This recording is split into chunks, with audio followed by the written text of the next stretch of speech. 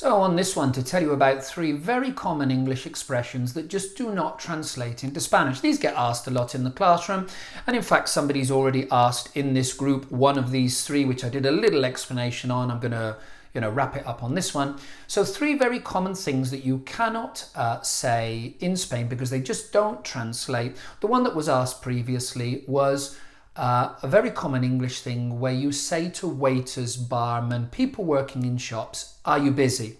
And in English, you just say, are you busy? As just a way of making conversation. You're busy. I've also been told that you can't get into a taxi in the UK without saying busy tonight or what time do you get off? Sounds like you're trying to pull them. I've been told, we don't do that in Spain, but I've been told in the UK, you've got to get into a taxi and say, are you busy tonight and what time do you get off? Very strange. I must try that one day.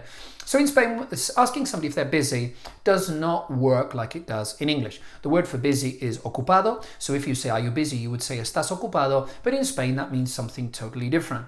If I said to somebody, estás ocupado, are you busy? What that means in Spanish is, I would like to talk to you. Have you got 5 minutes to spare for me? Are you too busy to spare me some time? It's like in the classroom that sometimes when we go around at the start of a class, some students will say to me, can I have a word with you at the end of the lesson? And I know they've got something serious they want to ask me or a favour or something, that I'm not going to like maybe. Whereas loads of my students on the way out from class stop and say, oh, we're off to Almeria next week. Anywhere you can recommend that we go down there.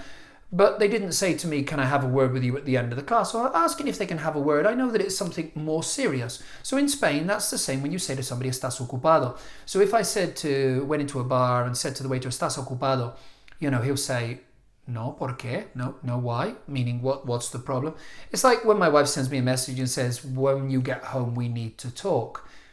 That's never going to be good. It's never a good sign. Why would you send that message? Well, because it means la caca va a golpear el ventilador, doesn't it? It's never good. So, are you busy? ¿Estás ocupado? What do Spanish people say? Instead, we say, ¿Tienes mucho trabajo? Have you got a lot of work on? Is there a lot of work on at the moment? And they'll say, sí, muchos turistas, or no, muy tranquilo, it's very quiet. So, ¿Tienes mucho trabajo? Have you got a lot of work on? Mucho trabajo? That is what we would say rather than estás ocupado. The second one, very common thing, somebody's painting a wall or trimming a hedge. And you in English say, looking good. Mirando bueno, said nobody ever. Okay, mirando bueno. What is that? What are you talking about? The hedge?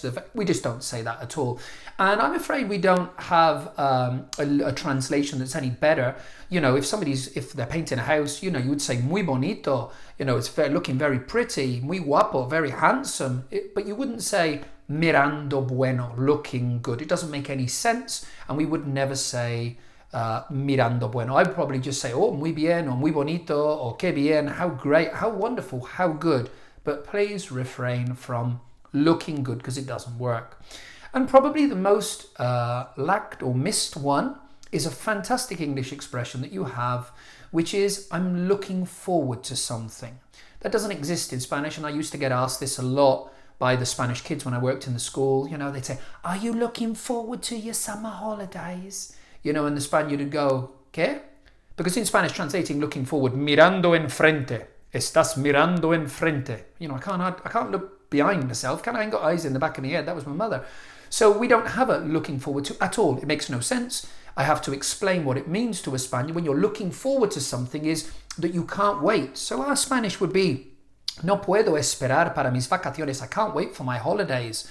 Or anything rather than are you looking forward to. On one of the lessons, we talk about tienes ganas de, tengo ganas de, to have the urge of, to feel like, to fancy. So do you have the urge to have your holidays? Tienes ganas de tus vacaciones?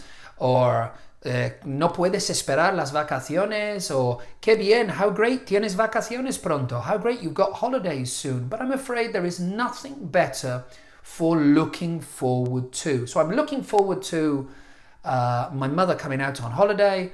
You would not say, I'm looking forward to my mother coming out on holiday. You would say, tengo ganas de, I can't wait, no puedo esperar, que mi madre venga en vacaciones. O qué bien, how great, que mi madre está aquí en 2 semanas. How great that my mother's here in 2 weeks, but not, I'm afraid, looking forward to. So are you busy, looking good, and looking forward to, I'm afraid you're just going to have to substitute for something else because it's not going to work in Spanish.